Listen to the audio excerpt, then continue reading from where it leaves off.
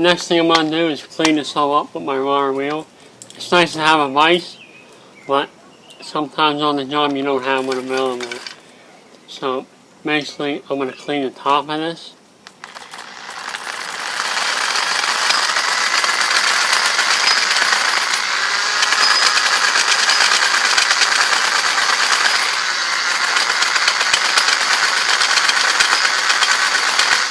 It doesn't take a lot.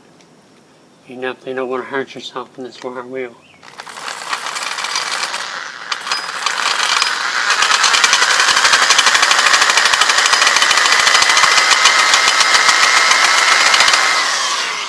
Okay, you can also use a regular wire brush if you want. So that's the next step. After that, we want to clean the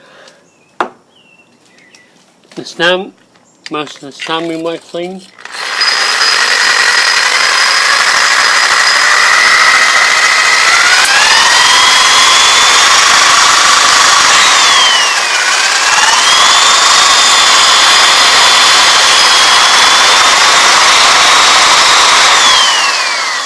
You see how that's coming out?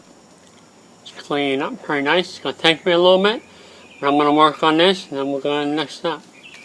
Also, don't forget, you can use a wire brush to do the same job. You don't need a drill with the wire brush on it. Probably it's safer to do it with a regular wire brush.